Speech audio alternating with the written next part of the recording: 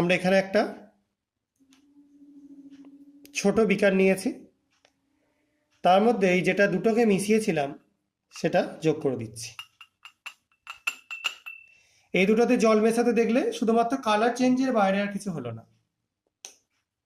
এবার এই দুটো মেশানোর পর তোমরা দেখতে পাচ্ছ দুটোই শুকনো, ড্রাই।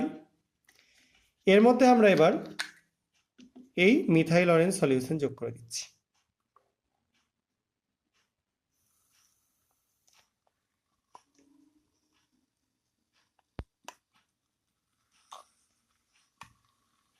দেখতে পাচ্ছ মিথাইল অরেঞ্জ যোগ করবার সঙ্গে সঙ্গে একদম বাবলসের লেয়ার তৈরি হতে শুরু করে দিয়েছে, এবং সেখানে তোমরা দু রকম কালারকেই দেখতে পাচ্ছ, ইয়েলোও দেখতে পাচ্ছ, আবার দেখো রেডও দেখতে পাচ্ছ। কেন এটা হচ্ছে এরকম দুটো মেশানো? কারণ এখানে এখন অ্যাসিড এবং অ্যালকালি দুটোই রয়েছে, একে অপরের সঙ্গে রিয়াকশন করছে। আমরা একটু জল আরো অ্যাড করে দিলাম রিয়াকশনটা তাড়াতাড়ি হওয়ার জন্য। দেখো খুব তাড়াতাড়ি কার্বন ডাইঅক্সাইড বেরোতে শুরু করে দিয়েছে।